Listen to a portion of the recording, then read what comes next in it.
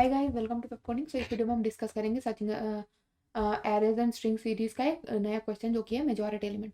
तो हमें इस क्वेश्चन में एक एरे गिवन होगा एन साइज का। सो हमें क्या फाइंड करना है, मेजॉरिटी एलिमेंट फाइंड करना है और उसे प्रिंट कराना है अगर एग्जिस्ट करता है तो, और अगर नहीं एग्जिस्ट करता तो हमें प्रिंट कराना है no no majority element exist. और इसमें हमें केस का ध्यान रखना है, ठीक है। और मेजॉरिटी एलिमेंट क्या होता है ये डिस्कस करते हैं। So first of all majority element वो एलिमेंट होता है, मतलब हमारे एरे में मेजॉरिटी एलिमेंट वो एलिमेंट होता है जिसकी फ्रीक्वेंसी एरे एलिमेंट के साइज बाय 2 से ज़्यादा हो, ठीक है। मतलब कि जिसकी फ्रीक्वेंसी n/2 से ज़्यादा हो। और हमें एक चीज़ ध्यान में रखनी है जो कि हमें इस प्रॉब्लम को लीनियर टाइम में सॉल्व करना है और ऑर्डर ऑफ वन स्पेस में सॉल्व करना है, ठीक है। तो सबसे पहले ठीक है, सबसे पहले हम डिस्कस करते हैं क्या मेजॉरिटी एलिमेंट होता है। तो सपोज करो मेरी ये एरे है, ठीक है। इसमें 1 की फ्रीक्वेंसी है 5 है ना, 2 की फ्रीक्वेंसी है 1, 3 की फ्रीक्वेंसी है 1, 4 की फ्रीक्वेंसी है 1, 5 की फ्रीक्वेंसी 1, ठीक है। तो मेजॉरिटी एलिमेंट होने का पोटेंशियल किस में है, अभी 1 में। हम चेक करते हैं क्या इसकी फ्रीक्वेंसी हमारे n/2 से ज़्यादा है। तो n हमारा 9 है, n/2 4 है। तो विच इज तो इसकी फ्रीक्वेंसी हमारे 4 से ज़्यादा है, तो मतलब ये हमारा क्या हो गया, मेजॉरिटी एलिमेंट हो गया, राइट, ठीक है। तो आई होप आपको समझ आया कि मेजॉरिटी एलिमेंट क्या होता है। अब हमें इसको सॉल्व करने की मेथड्स लगानी है। तो सबसे पहली मेथड हमारी क्या हो सकती है, ब्रूट फोर्स मेथड होगी। ब्रूट फोर्स मेथड क्या होगी हमारी, ब्रूट फोर्स मेथड ये होगी कि मैं एक फोर लूप चला दूं जो ऑफ एन स्क्वायर की होगी। फोर लूप चला दूंगी, है ना, हर एक एलिमेंट की फ्रीक्वेंसी को काउंट करेंगे, ठीक है। जैसे इस 1 के लिए चला है तो इसकी फ्रीक्वेंसी एक बार 1 काउंट की, 2 के लिए इसकी फ्रीक्वेंसी 1 काउंट करी, फिर इस 1 के लिए चला है तो मैं पूरे एलिमेंट को देखूंगी, इस 1 को पूरे एलिमेंट से मैच करूंगी और जहां जहाँ पे 1 आएगा वहां पे मैं अपने काउंट को इंक्रीज करते होंगे, तो इसका भी मेजोरिटी 1 आ गया, ठीक है। फिर इसका मतलब मेजोरिटी के इसका फ्रीक्वेंसी 1 आ गया, फिर 3 का 1 आ गया, फिर 1 का 6 आ गया। मतलब कि ऐसे हम मेरा कितना टाइम लग रहा है, order of n square time, जो कि हमें नहीं करना है, हमें करना है इसको सॉल्व लीनियर टाइम में, ओके। हमारी टाइम कम्प्लेक्सिटी होगी लीनियर टाइम, स्पेस कम्प्लेक्सिटी होगी हमारी ऑर्डर ऑफ 1 टाइम, ऑलराइट। तो ये हमें करना नहीं है, ठीक है, क्योंकि order of n square time ले रहा है। अब हमारे पास सेकंड मेथड आती है जो कि होती है हैश मैप वाली। हैश मैप का मतलब सीधा सीधा होता है एक्स्ट्रा स्पेस, ठीक है। तो मैं क्या करूंगी, हम एक हैश मैप बना सकते हैं वैल्यू कॉमा फ्रीक्वेंसी का, फ्रीक्वेंसी राइट, जिसमें 1 यहाँ पे वैल्यू डली हुई, जिसमें 1 डाला है फ्रीक्वेंसी डली है 6, 2 डाला है फ्रीक्वेंसी डली 1, 3 डाला है फ्रीक्वेंसी डली 1, 4 की फ्रीक्वेंसी 1, 5 की फ्रीक्वेंसी 1, ठीक है।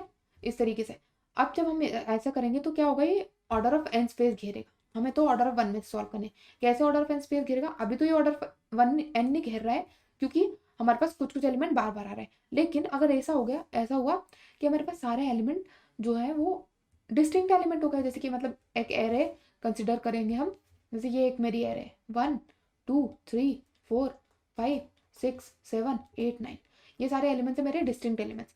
अब जब डिस्टिंक्ट एलिमेंट है ये सारे, तो इनके लिए हर वैल्यू के लिए वैल्यू के करस्पॉन्डिंग एक स्पेस लगेगी मुझे, राइट। जो कि 1 के करस्पॉन्डिंग 1 होगा, 2 के करस्पॉन्डिंग 1 होगा, 3 के करस्पॉन्डिंग 1, 4 के करस्पॉन्डिंग 1, तो ये 9 तक चलता रहेगा, ठीक है। तो ये क्या हो गया, मेरी ऑर्डर ऑफ एन स्पेस घेरेगा, जो कि हमें नहीं करना। तो हम इन दोनों मेथड को तो हम डिस्कार्ड कर देंगे, ठीक है। अब हम सोचेंगे कि हमने कौन सी मेथड लगानी है, ठीक है। तो अगर मैं आपको बोलूं कि हम डिस्टिंक्ट पेयरिंग मेथड लगाएंगे, पेयरिंग ऑफ डिस्टिंक्ट एलिमेंट वाली, कौन सी, पेयरिंग ऑफ डिस्टिंक्ट एलिमेंट्स, ठीक है, हम ये वाली मेथड लगाएंगे। तो डिस्कस करते हैं कैसे।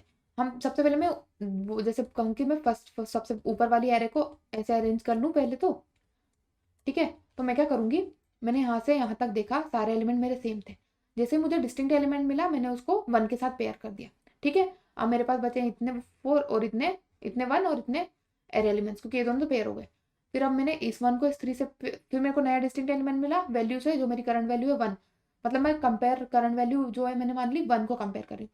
फिर मुझे 1 से डिस्टिंक्ट एलिमेंट मिला 3, तो मैंने 1 को फिर से पेयर कर दिया। मेरे पास कितनी मेरी फ्रिक्वेंसी क्या बची, 3। फिर से मैंने क्या किया, फिर से मुझे डिस्टिंक्ट वैल्यू मिली, फिर से मैंने उस 1 को 4 के साथ पेयर कर दिया। अब मेरे पास कितने बचे, ये 2 1s बचे। फिर मैंने अब इस 1 को फिर से दोबारा 5 के साथ पेयर कर दिया, ठीक है। अब मेरे पास बचा सिर्फ 1। अब मेरे पास वैल्यू बची, वैल्यू तो 1 थी सही, मेरे पास सिर्फ काउंट बचा 1। तो मैं क्या कर सकती हूँ, मतलब ये जो मेरी वैल्यू है ये क्या है, ये मेरी एक मेजोरिटी कैंडिडेट बनने की एक मतलब मेजोरिटी एलिमेंट बनने की एक वैलिड कैंडिडेट है, ये 1 हो सकता है ना हमारा मेजोरिटी एलिमेंट, क्योंकि यही रह रहा है पेयर करने पे, सारे डिस्टिंक्ट एलिमेंट तो पेयर हो चुके हैं, राइट। ठीक है, तो अब हमने क्या करना है, मैं फिर से एक और एग्जांपल लेती हूँ। अभी हमने पेयरिंग डिस्टिंक्ट एलिमेंट वाली बात ही अभी स्टार्ट की है, तो हम इसको एक और एग्जांपल से देख लेते हैं। सपोज मेरे पास है 1 1 1 2 3 4 6 7 7 8 9 9। ठीक है, ये है मेरी एरे। इसका साइज क्या है, इसका साइज है मेरे पास n is equal to 12, n/2 मेरे पास हो जाएगा 6। ठीक है, अब मैंने क्या किया, सबसे पहले मैंने, मेरी वैल्यू है 1, इनिशियली मेरी वैल्यू है 1 और मेरा काउंट भी 1 का क्या है, अभी इनिशियली मान लिया 1। मैंने 1 को इस एरे नेक्स्ट इंडेक्स के एलिमेंट से चेक किया, क्या ये मेरे 1 के बराबर है। अगर ये 1 के बराबर है तो मैं काउंट को इंक्रीज करके 2 कर दूंगी, इसकी फ्रीक्वेंसी 2 हो गई। फिर अभी मेरी वैल्यू 1 ही है, फिर से मैंने 1 को नेक्स्ट इंडेक्स की वैल्यू से चेक किया, तो ये उसके बराबर था, तो मैंने फ्रीक्वेंसी को इंक्रीज कर दिया। फिर मैंने चेक किया इसी वैल्यू को, क्या है नेक्स्ट की इंडेक्स की वैल्यू से इक्वल है, नहीं है, ये दोनों डिस्टिंक्ट वैल्यू हो गए। तो हम दोनों ने हमने क्या किया, हमने इस 1 और 2 को पेयर कर दिया। मेरे पास रिमेनिंग कितने 2 बचे, कितने 1s बचे, 2 बचे ना। अब मेरा काउंट बचा 1, काउंट बचा 2, 1s का काउंट मेरे पास बचा 2। ठीक है, क्योंकि मैंने इन दोनों का पेयर कर दिया। ठीक है, अब मेरी वैल्यू स्टार्ट होती है यहाँ से, मतलब अब मेरा डिस्टिंक्ट एलिमेंट फिर से AR ऑफ IDX यहाँ आ गया। अब मैंने चेक करा क्या ये मेरे 1 के बराबर है, 1 के बराबर नहीं है, तो मुझे एक और दूसरा डिस्टिंक्ट एलिमेंट मिल गया। तो मैंने काउंट को कर दिया 1 और इस 1 को पेयर कर दिया इस 3 के साथ। ठीक है, अब मुझे ये 4 दूसरा डिस्टिंक्ट एलिमेंट मिला, तो मैंने इस 1 को भी 4 के साथ पेयर कर दिया और काउंट को कर दिया 0। और अभी भी मेरी वैल्यू 1 के बराबर थी। जैसे ही मेरा काउंट 0 के बराबर आया, इसका मतलब ये है कि जितने भी डिस्टिंक्ट अनपेयर्ड एलिमेंट्स थे मेरे पास, सारे पेयर्ड हो चुके हैं, मतलब काउंट मेरा 0 है। अब मेरे को स्टार्ट करना है यहाँ से, मतलब कि 6 से, मतलब मुझे 6 से देखना है, 6 की फ्रीक्वेंसी देखनी है और उसको डिस्टिंक्ट पेयर से, डिस्टिंक्ट नंबर से पेयर कराती जाऊंगी। ठीक है, तो अब मैंने वैल्यू को कर दिया 6 का काउंट किया है 1, 6 की फ्रीक्वेंसी इनिशियली 1 है। ठीक है, अब मैंने चेक किया इसको 7 को, क्या ये मेरा 6 के बराबर है, 6 के बराबर नहीं है, तो मैंने इसको पेयर कर दिया। 6 is paired with 7, its count is decrease to 0। जब काउंट 0 हो गया तो फिर से मैंने इसका मतलब ये मेरे 6 और 7 पेयर हो गए। ठीक है, अब मैंने काउंट को, अब मैंने क्या किया, मैंने वैल्यू बदली, जो मेरी 7 हो गई उसका काउंट है 1। ठीक है, अब मैंने चेक किया क्या है मेरा 8 7 के बराबर है, तो मेरा 8 7 के बराबर नहीं है, तो मैंने 7 और 8 को फिर से पेयर कर दिया, काउंट 0 हो गया, 7 8 पेयर हो गए और मेरी वैल्यू अब आ गई 9 पे, वैल्यू है मेरी 9। ठीक है, अब मैंने चेक किया इसको, क्या ये मेरे 9 के बराबर है, इसका काउंट तो 1 था, क्या ये मेरी वैल्यू मेरे AR ऑफ IDX के बराबर है, यस, तो मैंने काउंट को इंक्रीज कर दिया। और अब मैं यहाँ पे तो चेक कर ही नहीं सकती क्योंकि मेरी एरे ही खत्म हो गई, तो हम रिटर्न करा देंगे 9 को। मतलब कि 9 मेरा एक वैलिड कैंडिडेट हो सकता है, मतलब मेजोरिटी एलिमेंट बनने का एक वैलिड कैंडिडेट हो सकता है, हमने रिटर्न करा दिया 9 को।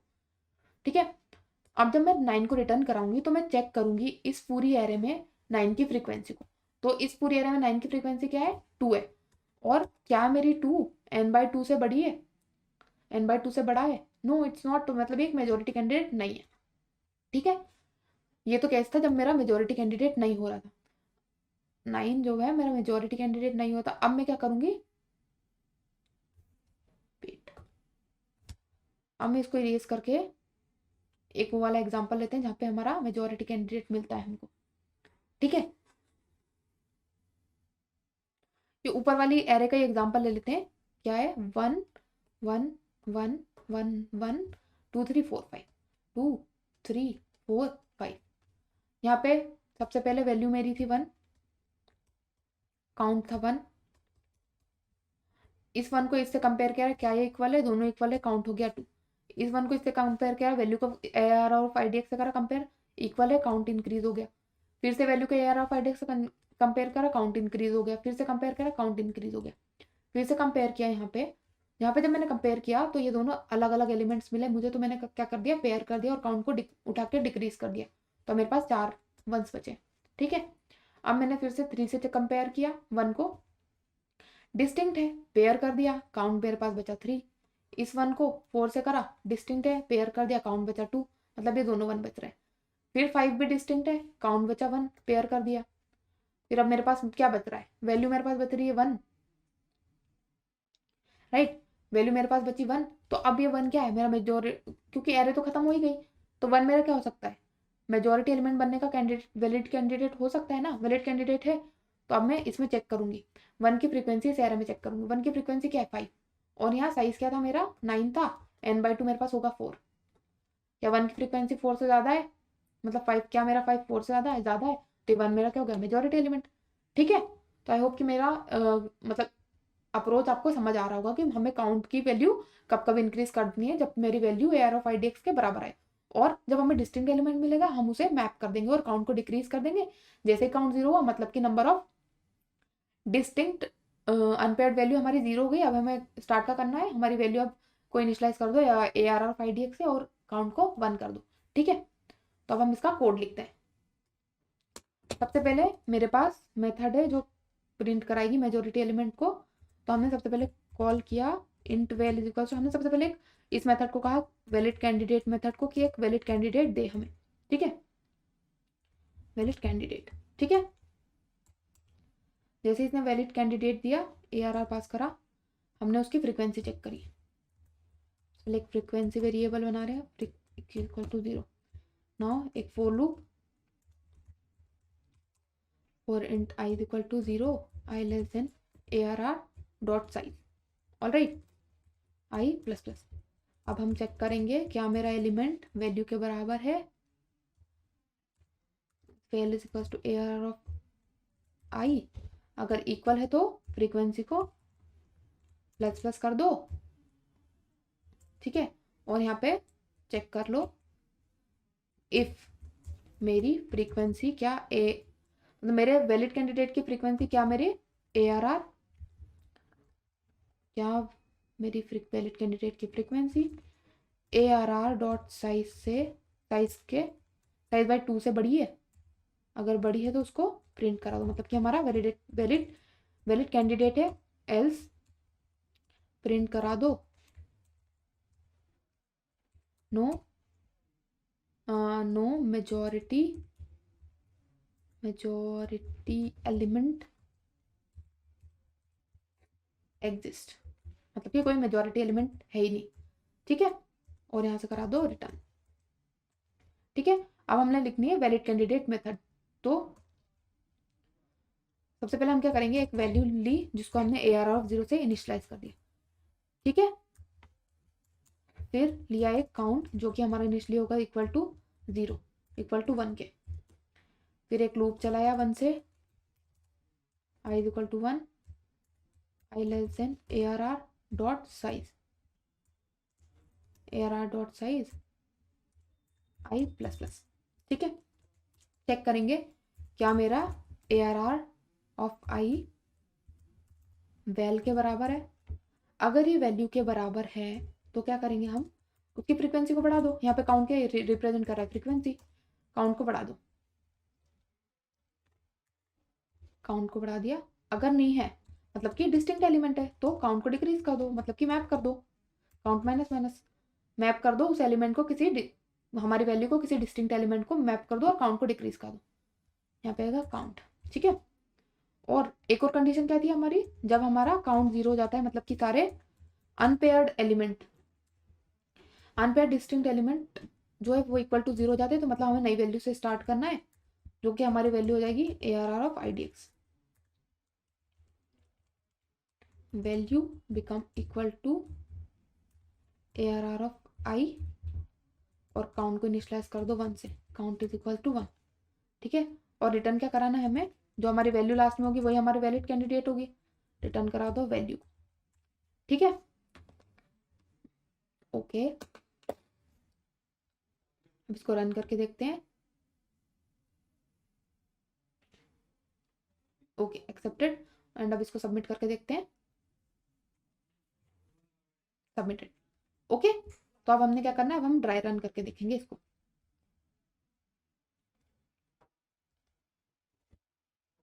हमारी इनपुट एरे के ऊपर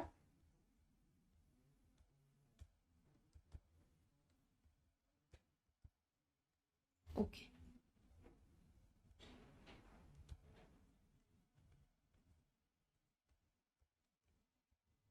वैलिड कैंडिडेट और एक है हमारा प्रिंट मेजॉरिटी एलिमेंट वाला।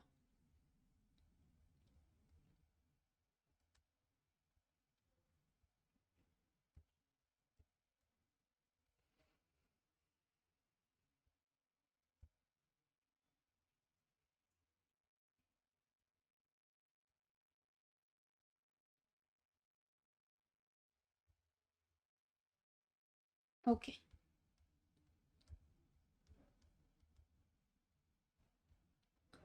हमारी एरे क्या है, इनपुट में हमारी एरे ली है 2 2 1 1 1 2 2। ओके, एरे है 2 2 1 1 1 2 2, ये मेरी एरे है। वैल्यू इनिशियली क्या होगी, सबसे पहले हमने कॉल किया एक वैलिड कैंडिडेट मेथड को। वैलिड कैंडिडेट मेथड में वैल्यू इनिशियली हो गई AR ऑफ 0 के बराबर, काउंट हमारा हो गया इक्वल टू 1 के बराबर। ठीक है, अब ये हमने चेक किया यहाँ पे, फिर हमने AR ऑफ इंडेक्स 1 से स्टार्ट किया। हमने चेक किया क्या मेरे AR ऑफ आई वैल्यू के बराबर है, क्या मेरा 2 AR ऑफ आई के बराबर है, हाँ बराबर है, तो काउंट को इंक्रीज कर दिया 1 से। फिर यहाँ पे चेक किया क्या ये मेरे AR ऑफ आई के बराबर है, नहीं है बराबर, तो काउंट को इंक्रीज कर दिया, डिक्रीज कर दिया 1 से, मतलब कि यहाँ पे हमने क्या किया, मैप कर दिया, मतलब कि हमने इस 2 को मैप कर दिया इस 1 से। ठीक है, ओके, अब हम आए इंडेक्स नंबर 3 पे। फिर से चेक किया क्या है मेरे वैल्यू के बराबर है, वैल्यू के बराबर नहीं है, तो क्या करा हमने इस 2 को भी इस 1 से मैप कर दिया, काउंट को डिक्रीज कर दिया, मेरा काउंट हो गया 0। अब जब मेरा काउंट 0 हो गया, मतलब कि ये चारों तो मैप हो गए। अब हमने स्टार्ट करना है यहाँ पे, तो अब मेरी वैल्यू क्या हो गई, AR ऑफ आई के बराबर, जो कि 1 के बराबर, तो मेरी वैल्यू हो गई 1। ठीक है, अब फिर से चेक किया इस इंडेक्स के लिए, क्या मेरी AR ऑफ आई वैल्यू के बराबर है, नहीं है बराबर, तो मैं मतलब काउंट भी यहाँ पे 1 से इनिशियलाइज हो गया था। ठीक है, क्या मेरे AR ऑफ आई वैल्यू के बराबर नहीं है बराबर, तो हम क्या करेंगे, इसको मैप कर देंगे। ठीक है, काउंट को डिक्रीज कर देंगे, मतलब कि ये 1 और 2 मैप हो गए एक दूसरे से। ठीक है, और हमने क्या करा, वैल्यू को इनिशियलाइज कर दिया इस 2 से, और काउंट भी इनिशियलाइज हो गया 1 से। ठीक है, अब क्या हुआ, अब मैं AR ऑफ 5 पे तो इसके आगे तुम कहीं जा ही नहीं सकते, तो मैं क्या करूंगी, इस 2 को रिटर्न करा दूंगी। ठीक है, इस मेथड ने इसको 2 रिटर्न कराया। यहाँ पे हमने फ्रीक्वेंसी, इनको 2 की फ्रीक्वेंसी वैल्यू जो कैंडिडेट है उसकी फ्रीक्वेंसी इनिशियली 0 रखी है। फिर स्टार्ट करा आई इक्वल टू 0 से, 0 से स्टार्ट करा, वैल्यू को मैच कराया, इस 2 को पूरी एरे में मैच कराया, जहाँ मैच किया वहाँ पे काउंट फ्रीक्वेंसी को इंक्रीज किया, तो फ्रीक्वेंसी मेरी इनिशियली निकल के आ जाएगी 4। ठीक है, साइज मेरे पास क्या है, 1 2 3 4 5 6 7, मतलब मेरी एरे है 7 साइज की। ठीक है, ये मेरी एरे है 7 साइज की, तो n is equal to 7, n/2 is equal to 7/2 which is equal to 3। क्या मेरी फ्रीक्वेंसी एरे बाई 2 से बड़ी है, बड़ी है, तो हमने यहाँ पे सी आउट करा दी वैल्यू को 2, और हमारा आ गया answer, right. So I hope I was able to make it clear to you guys. So in case if you like this video, please like, share and comment, and thanks for watching.